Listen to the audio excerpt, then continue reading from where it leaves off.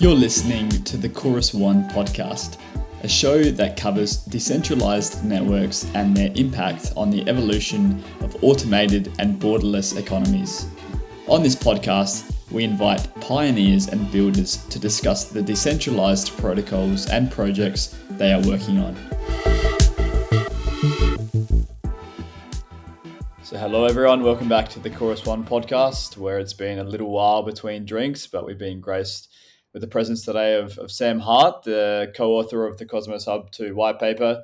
So Sam, thanks so much for your time today, mate, and welcome to the show. Yeah, happy to be here. So yeah, I thought it would be a good time to organize this show to give our listeners and people interested in the cosmos in general a chance to hear from you more about sort of your thinking behind writing the paper, and more specific questions about how you can perhaps see certain elements of the paper playing out in the future. But first, I really wanted to strip it back to give our listeners the chance to hear more about yourself. So yeah, I think it'd be interesting to hear, how did you find crypto in general, and how long have you been in the space, and yeah, how did you get into crypto? So I have an academic background in chemical physics. I was doing like protein folding research for quite a while. Shifted into kind of genomics when I moved to New York City after college, and did that for a number of years. Was running an artist magazine actually at the time, where I worked with it was kind of like art and science. And so I worked with a bunch of scientists, artists, kind of industry practitioners. And this was right after Occupy Wall Street. And a lot of the subject matter kind of veered into kind of new political structures, new organizational structures. You know, Zuccotti Park was like it was, we were kind of bathed in that mentality for, you know, the 5 years after Occupy. And, you know, this is where the platform cooperative movement kind of arose out of the new school. So yeah, it was kind of participating in a lot of those discussions, and met a number of people that ended up working on some of the first kind of crypto projects, you know, pre-Ethereum. I was interested in it, you know, because there was an obvious resonance in some of the material that we were discussing. And because I had kind of a technical background, was writing papers in sciences, I got kind of drafted into the that initial wave of projects in 2017. So basically, I was kind of doing freelance for quite a while with a whole bunch of projects, and eventually you know, made the jump from sciences into crypto full time. Moved to Berlin to kind of solidify that, and did some consulting work for a number of years. And I worked with a bunch of projects. So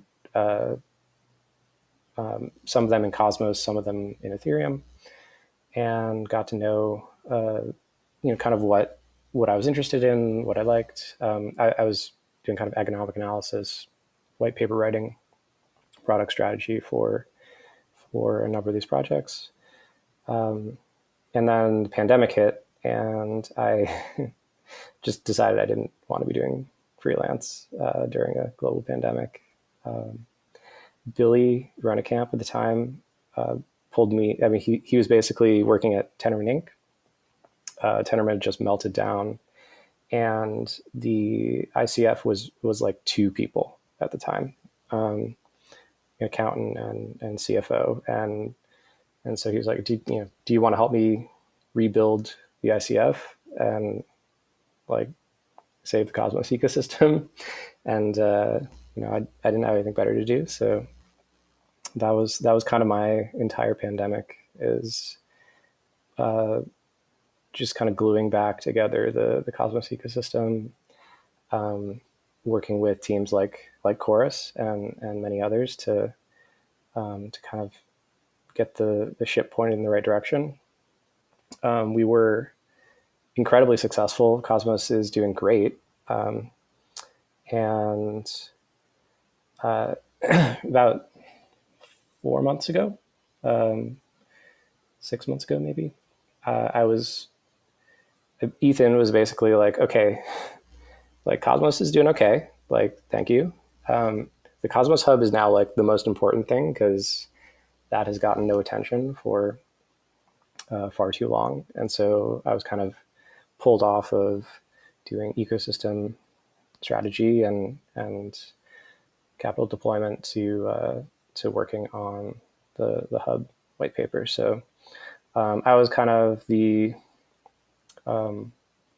main coordinator of the paper. There's like a lot of voices included here, spanning many years actually. The first thing I did was compile a massive document of just like every single thing that anybody had said about, from a kind of strategic perspective of like what the hub should be doing, and tried to just group and sort and like think about each of those things like from the lens of a coherent business model, and then had another round of conversations with people and tried to just kind of consolidate, refine, and kind of elaborate the points that kind of made most sense together.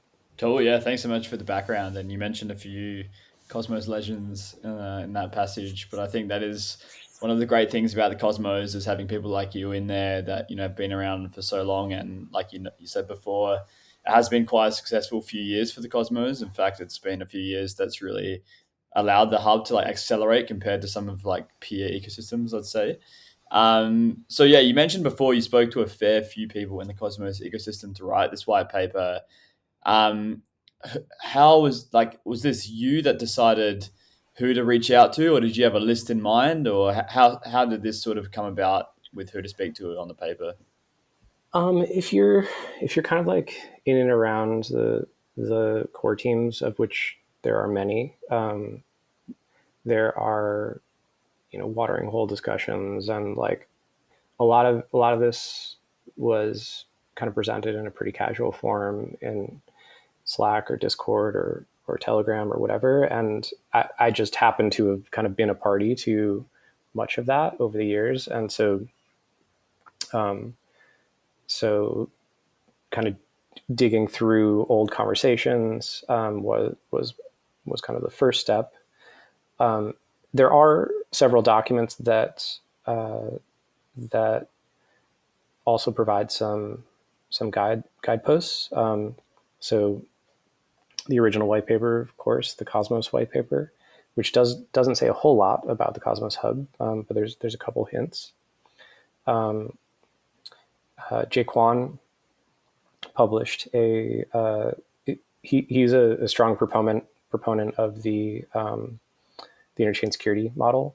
I kind of attribute that idea to him originally, and he's published a document on kind of the role of the Cosmos Hub.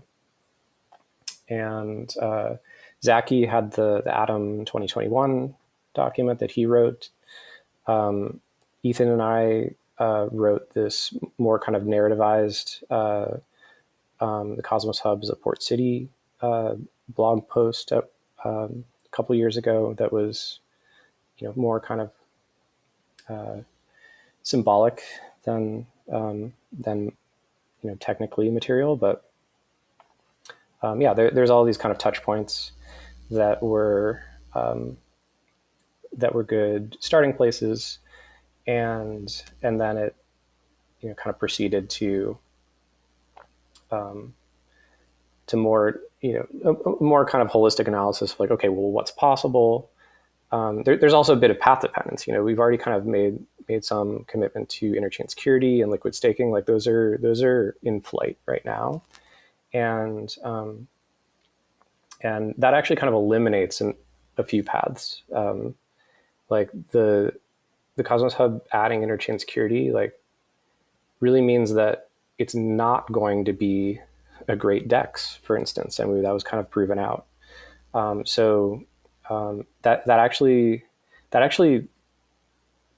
defines, if you're bought into interchain security, that kind of defines the primary market for the hub, which is other chains. And I think this is something that's kind of missed by, I don't know, for some reason people love making this like osmosis Cosmos Hub comparison, and like I think it's completely misguided. Like um, Cosmos Hub, the Cosmos Hub's customer, its market is other chains.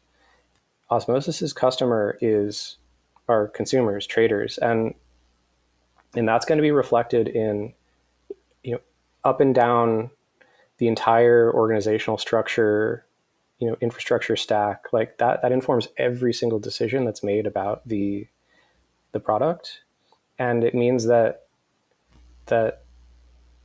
um, you know osmosis is going to take a different path, like make different choices about what it prioritizes in the Cosmos Hub. So I don't think this is really like apples and oranges. And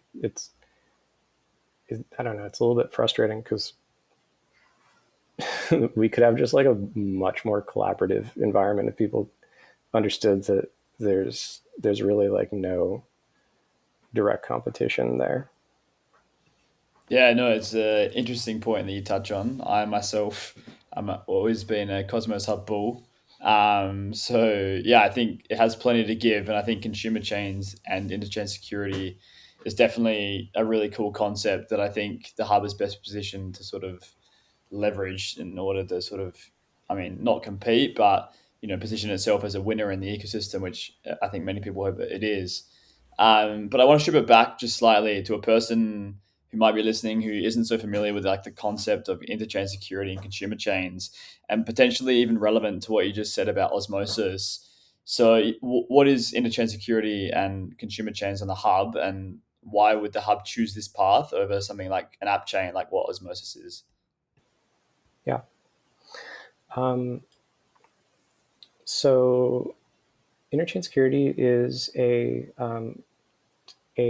technology in which atom stake can be reused to secure another chain. Um, so uh, if anyone is familiar with the kind of roll-up architecture in Ethereum, there's obvious similarities there. The implementation and kind of security considerations are definitely a bit different, but that's the kind of the main premise. And so this allows these consumer chains, the chains that Atom is securing that are not the hub, to quickly bootstrap a validator set, and just kind of reduce cognitive overhead to launching. There's a couple different form factors that these consumer chains can take. So it can either be a kind of a highly complementary partner. So this would be like an independent liquid staking protocol, for instance, that could use the hub security, or it could be. So in that case, that chain might have its own token, or it can really just be like an extension of the hub's functionality. So two of the kind of primary features, products suggested in the Hub whitepaper, the allocator and the scheduler, almost certainly would be deployed as consumer chains, for instance. Yeah, no, I think thank you for the explanation. I think even for a person that's very familiar with crypto, it's always great to rehear, I guess, the concept of interchain security. We could dive a little bit deeper into interchain security, but I think we'll give that a miss for now because I think there are some more interesting sort of concepts that I mentioned in the paper. Um, Particularly, I guess, the scheduler and the allocator, like you mentioned, and I guess just the economics of the paper in general, which I know, like you yourself, of course, you're a big part of sort of formalizing. So I guess for anyone that's listening to this, going in sort of order of the actual paper itself, you mentioned, I guess, the issuance. There's a section on the issuance, which I think right now, on this, I guess for reference for anyone listening, it's not proposed on chain yet. So there's some discussion on the forum about this itself. I think I'm personally interested to hear from your perspective, like maybe just explaining first of all what the current proposal is on the paper and sort of like how what the changes are on this proposal compared to what it is now for Adam Stakers in particular, and then like how this came about, like this sort of new proposal for monetary policy. Okay, that's a bunch of questions, so you might need to remind me. But I'll just lay out the kind of framework of the paper. So I said previously that interchain security and liquid staking were already in progress. And so that kind of commits the Cosmos Hub to a customer base, these other chains. And so now the framework that you need to kind of bring to this is how can the hub kind of grow its market share and best serve that set of customers. And it needs to do this kind of while maintaining its kind of like primary value proposition or like principle of sovereign interoperability. So that's a bit of like an interesting needle to thread where I mean a lot of successful businesses, most successful businesses are predicated on rent extraction. So that's really not what we want to do. What we want to do is help these projects grow their market, and make sure that we are incentive aligned with that process. So the paper kind of starts with interchain security, liquid staking. Like, okay, those together provide kind of a platform where you can build new functionality. Those could be partners or, like I said, functionality that's kind of owned and governed by the Cosmos Hub, and then you can export assets across chain, and most notably, you can export Atom, and I'll just like I'll provide a little bit of context there. So the way that the current staking model works is basically incentivizes a majority of stake to a majority of atoms to remain staked, and this is to maintain security of the chain, and but it's highly capital inefficient. So liquid staking solves this problem. It allows you stakers to remain staked, but also issue a voucher that can then be used in external contexts. So if you want an interchain, cross-chain asset ecosystem, this is like a kind of principal ingredient for that. So with interchain security and liquid staking together, like now you can actually build for the first time interchain applications that actually bring value to the Cosmos Hub. Just was not possible previously. So after that, now the question is, okay, we want to provide value for this market of other Cosmos chains. What do these chains need? And how do we build a business that actually scales with the growth of the interchain? I think it's relatively easy to provide. There's a lot of missing things in the ecosystem, and so we could pick any number of those. But we want the Cosmos Hub to have a business model that really that continues to scale, like as the IBC network scales, as more Cosmos chains are launched. Like we want to build a massive business that keeps the Cosmos Hub at the center. And that's where we kind of introduce this economic loop.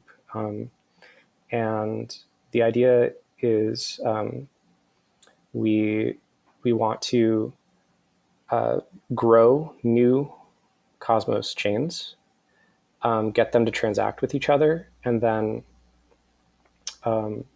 then profit off of more transaction behavior in the network. So the allocator is basically a way to grow new chains and remain incentive aligned with those chains. And the scheduler is a way to monetize cross-chain MEV, and notably to do this in a way that's non-extractive. And so this is like a complete opt-in process, and needs to provide value to those chains. Otherwise, there's going to be no demand.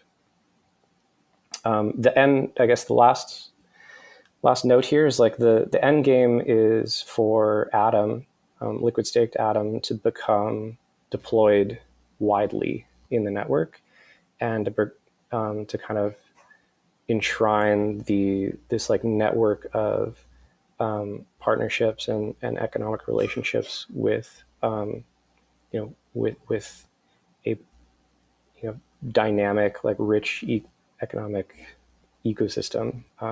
So the Atom token should be the benefactor of this economic loop. Yeah, absolutely. And again, yeah, thank you for the explanation. I think it's always nice to hear sort of it being explained in person, because the white paper, I think any white paper in general, can sometimes come across as quite complex. So I think maybe now we can take the time a little bit to perhaps like explain in greater detail, especially for potentially like an Atom staker right now, who might be voting on this proposal, I guess, next week when it comes out. So the scheduler in particular, I think, is probably quite hard for an layperson to understand. Really, like I guess so. Basically, in the white paper, it states that the scheduler provides synchronous regions of block space on different chains, starting with Hub consumer chain. So I guess for someone that's like sort of new, or maybe even from outside Cosmos or wherever, they might not understand the value of this. So I guess this is sort of assuming that arbitragers right now want this synchronous block space.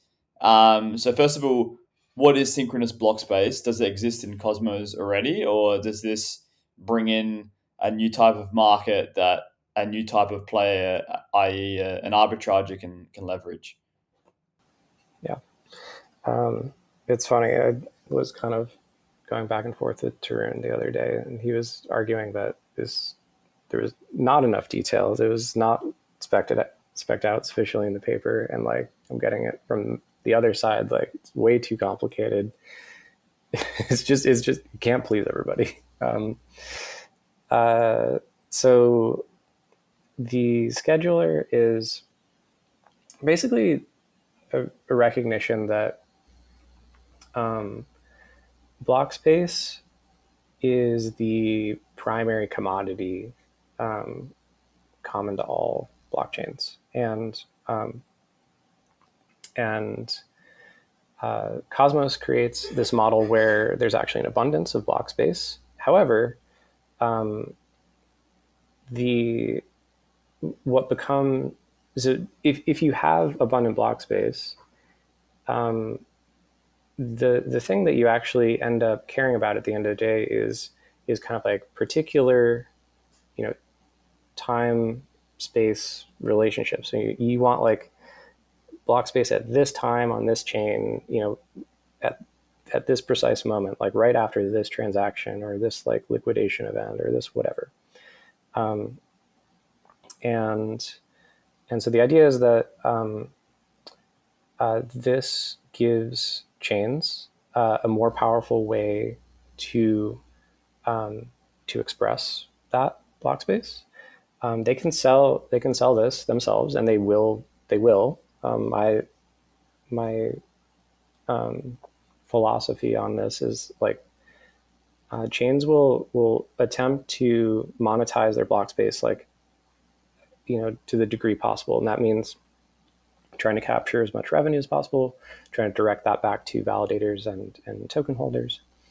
But it is there are some instances in which selling block space in a third party market is going to be more value accretive than selling block space yourself. And this is true just of any commodity. Like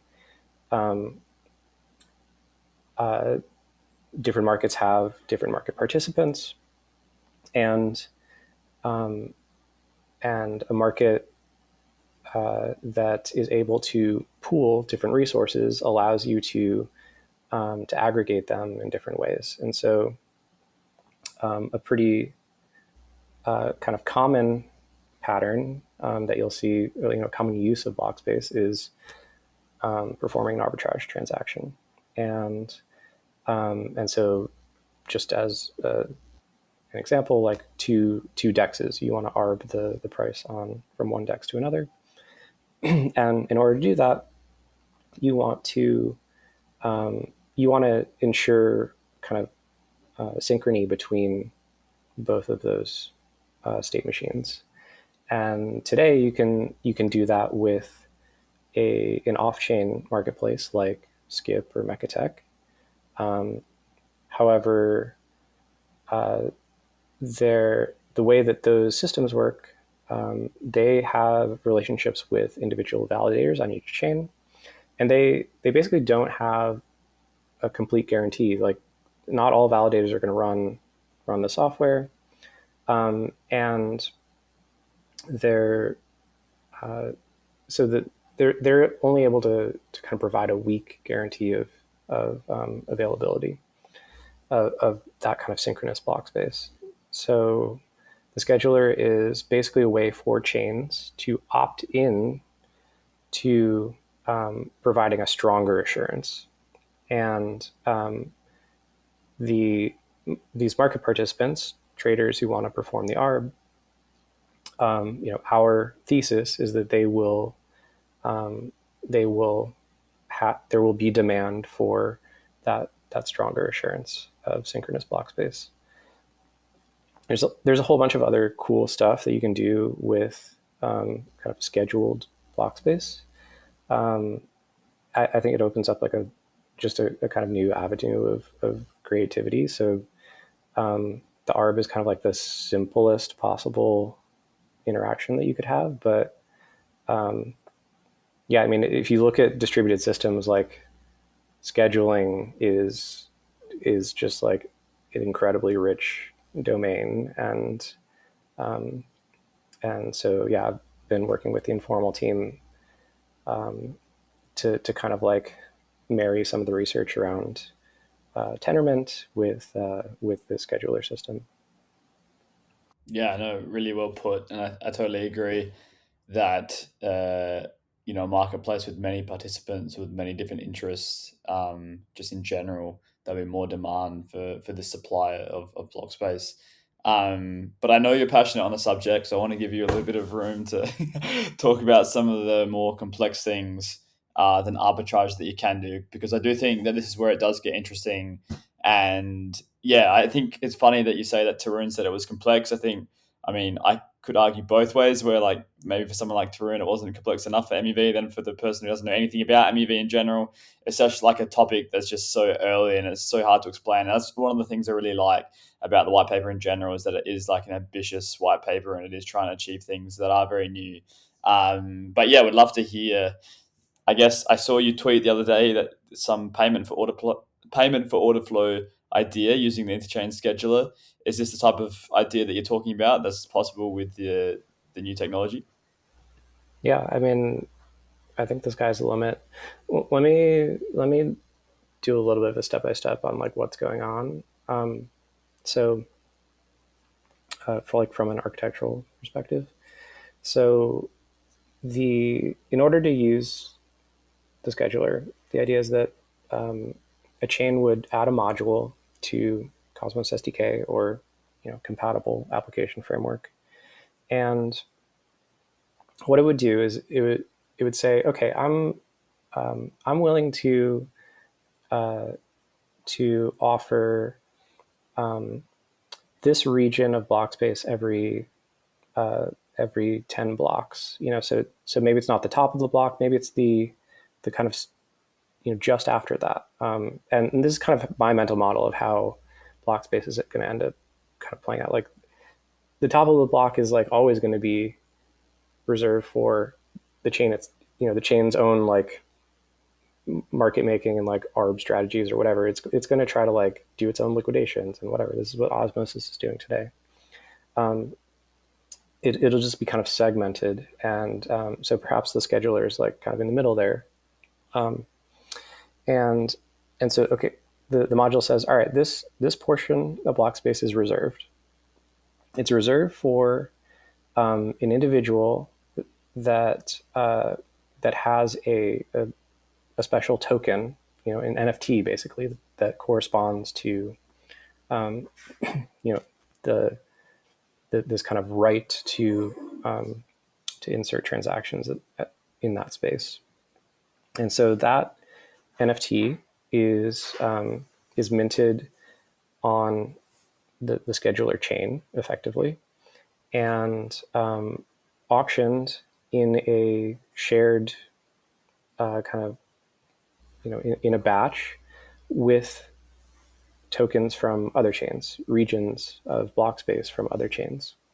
And this is actually Tarun's main criticism, which I wholly respect. Like the auction design is key infrastructure, and it's like not really addressed in the paper, and it's largely because one, still an open research problem. We have kind of ideas about what properties it should have and kind of inspiration, but it's something that we're working on. But yeah, this is like a multi-dimensional auction that definitely has a fair bit of complexity. So yeah, the idea is that this auction takes place, and basically a user can purchase a number of tokens for regions on different chains at the same time. And so once the auction is complete, that token can then be returned to the original chain and submitted along with the desired transactions. And so this becomes like a bearer token that that gives that entity exclusive access to the chain. Yeah, cool. No, I think in general, there's a lot you can do, and I think that's very genuine of you to give that honesty that potentially it is still in the early stages of development, and you can do a lot there. But I think overall, the actual concept is fantastic. I think in general, like this, I mean, it's all to do with MEV, otherwise known as maximum extractable value. So if anyone is sort of looking for something to read into, look into this topic. But super cool that the hub is even doing this. I think in general, this is actually like a huge differentiator between anything else, even in crypto potentially. So yeah, thanks for the explanation. I wanted to move into the allocator sort of proposal in the paper. For me, this is personally very interesting. Of course, at Chorus One, I'm involved with many ventures investments. So I guess when I read the allocator module and the allocator DAOs, as you sort of called them in the paper, um, I I wasn't 100% sure the first time when I read it, sort of how this might work. So I'd be keen to hear from your end. So there's a few different sort of key words you've mentioned. So the first one is covenants. I think it would be really cool to just hear you sort of explain what covenants are and how you think they'll be majorly used. Yeah. So a covenant is, I mean, it's inspired a little bit by the Bitcoin covenants, which has been a kind of like proposed feature for many years. But it's effectively a contract, multi-party contract. And so the idea is that this is a contract that can hold funds and conditionally release them. So in the simplest case, you could imagine atoms going in on one side um, and Osmo tokens going in on the other, and basically the contract says, okay, we are going to lock these tokens together for 2 years, and well, I mean that would really be the simplest, just a swap effectively. In a slightly more complex case, you could imagine those tokens then going into an LP pool together, which would potentially help both projects because be providing extra liquidity on the Atom Osmo pool. So, but by adding additional conditions, you can you can really kind of do whatever you like with this thing. So you could imagine you could imagine tokenizing just the principal of each of those tokens, as well as the kind of interest bearing component, and swapping just one of those, or having different conditions for each of those. You could add additional kind of conditional elements. So combine it with a partnership in which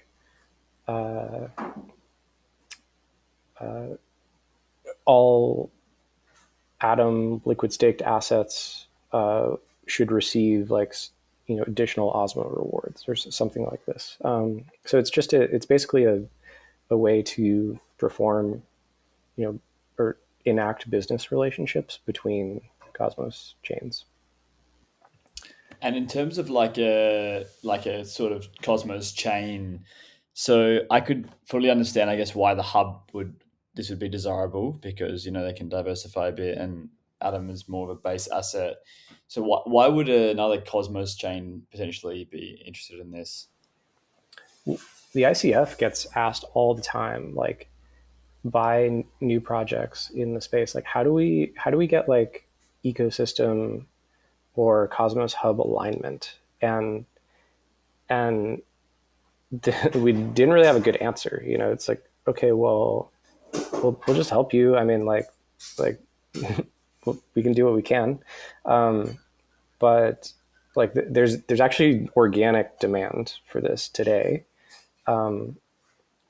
It's just not it's not able to be expressed, and or if you're trying to, it's just incredibly clunky, and you're kind of like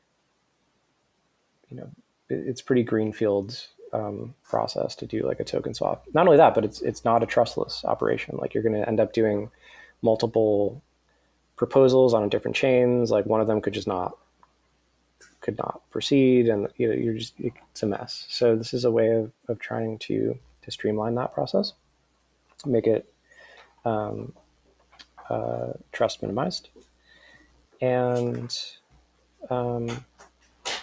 yeah, I mean I have no doubt that there's like a market for this because we kind of like encounter it every day.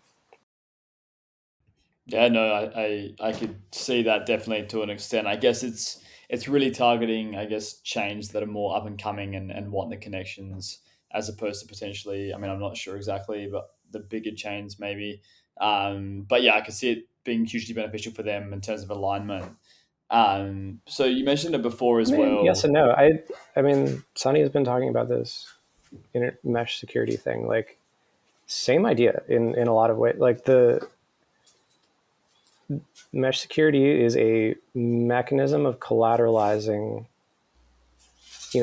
bilateral collateralization, um, on top of which you can build interesting partner relationships. Like mental model for this is just like any other business partnership. Like there's partnerships of all shapes and sizes between various entities that are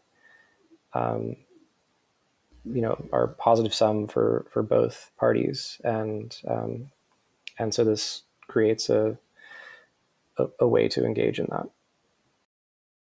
Yeah, absolutely. Yeah, and I think the key word here is diversification as well. But yeah, so you mentioned it before, this swap sort of mechanism in the like as a covenant. I think when I was reading it, and I'm also not fully sure even now. So these allocated DAOs basically can propose themselves, and then the Cosmos Hub Treasury then funds these allocated DAOs. But for me, it's more like they're allocating in terms of like swaps and like growing the Cosmos Hub like that. But is there actually a way, or is there any sort of mechanism, or can you use the stack in some way where it's like I can say, "Hello, Cosmos Hub," or like Treasury, or whoever it is, I would like to create an allocated DAO. I've got like 10 other people with me. We want to raise this amount, and then we can invest in these projects, etc. Like, does it have to be a swap, or can it also be like a direct investment in some of these aligned projects? I mean, at the end of the day, an investment is a swap. You're swapping you're swapping USD or Atom or whatever for project tokens on the other side. So from the kind of mechanistic perspective, there isn't much of a difference. It's more just about the terms of the agreement, and so yeah, if it's an early stage project that's really seeking liquidity or trying to become kind of like a preferred partner with the Cosmos Hub, then yeah, that ends up kind of looking like an early stage investment effectively. Zach has mentioned this a couple of times, but I think it's worth bearing repeating. We the Cosmos Hub has had a couple of failed projects. Like basically the entire Gravity series was like failed, and the thing that we learned was that a a single kind of preferred partner or vendor for technology is like not a an optimal kind of business strategy for the Cosmos Hub. And so we learned our lesson, like particularly with liquid staking. So there are numerous extremely like high functioning projects that are deploying liquid staking services using interchain security, and that kind of like the fact that the hub is kind of providing a baseline primitive that can be commercialized by a third party entity and done so in a competitive way really seems to be a setup that allows for just high quality like competitive market that's like good for consumers at the end of the day. And so this is what we actually kind of want to encourage for the allocator as well. So there's going that's why the paper goes into some of these primitives, the covenant systems, rebalancer, which are basically just simple tools that we expect will be useful and catalyze a set of entities that would then commercialize, and those could be kind of targeting different customer segments. The hope is that they would be differentiated and be thinking 24/7 about the precise, the best strategy for commercializing those products. Yeah, no, I think completely correct. And you mentioned the liquid staking protocols, and I'll get in a shameless plug there of our very own incubation in Quicksilver. Of course, that's going live very soon as well. But I think maybe just quickly, if you could briefly touch upon it, because I think this is also quite interesting, something that I've been thinking about a fair bit as well. It's like, who would be these entities that would be interested in actually becoming a part of these allocated DAOs? So I think that they're going to end up taking slightly different forms. Today, there are certainly large active token holders that like want to already kind of give some degree of like guidance or have input into the direction of the Cosmos Hub. So this is like an excellent outlet for those existing actors. However, I think we also want to encourage kind of professional entities to come into the space, and we certainly don't want to have like an adverse selection for the participants in these allocator DAOs. So that's why I think it's important to have a variety of these to make sure that there's kind of metrics for success, and to make it attractive for those entities to participate. So I think that there's maybe a difference between like earliest participants and where this could go. If you want to participate in the allocator, like, as soon as it's launched, like you're going to need to be pretty familiar with the entire Cosmos stack, and the kind of like be ready to kind of read the tea leaves a little bit on like this like newly forming charter, and just the whole kind of like web of governance relationships that are going on in Cosmos Hub. So you're kind of like in the founding cohort, but the idea is to kind of like implement additional process, and really kind of like establish that competitive space where it's just like really fun and attractive for high performing entrants to participate. Yeah, absolutely. I love how it's permissionless as well. I think that's super cool property of the whole process. And yeah, again, I think this could be like a big thing for the hub, where if it potentially, if it gets it right, could really propel the value of itself, like as a hub in the ecosystem. So I'm personally very excited about this. I wanted to give one more question before we might wrap it up. This is more of like a bonus question. So when I was reading it, of course, like in crypto right now, under collateralized financing and lending in general is like an unsolved question, and this was mentioned in the Hub's paper as like potentially doable. Interested to hear. I guess there was one sentence on it in the white paper how this might look in practice. I think this is a super cool use case. It is, yeah, it's a little bit speculative. It's a lot a lot speculative, I guess. But the basically, due to the unique architecture of Cosmos, it's an L1 with a governance system. Um, we can effectively make sovereign bonds with our blockchains, which is kind of wild.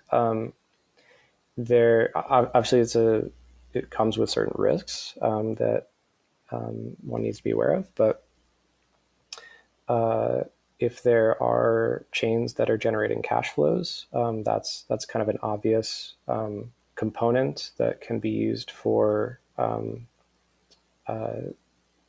under collateralized lending. You can basically collateralize it with future cash flows, and these bonds could be kind of backstopped by the chain's issuance. So I am unaware of any chain that's really doing this today. I know that there's a couple Ethereum applications that are experimenting with this, thinking about this. But this in Cosmos, it would be equivalent to yeah, a sovereign bond. Yeah, I think well explained, and that's definitely got me excited as well. If Yeah. that's potentially possible. So yeah, Sam, I want to thank you so much for your time today, mate. Really appreciate it. Super cool to kick off the Chorus One podcast again with such a great guest. To all our listeners, I guess thank you for tuning in. If this doesn't get you excited about the hub, I'm not sure what will. So Sam, thanks so much for coming on. Where can people find you if they want to check out your socials? Yeah, I'm on Twitter at HXRTS. You can find me there. Awesome. Sam, cheers again, mate, and hope to have you on the show again soon. Yeah, thanks so much.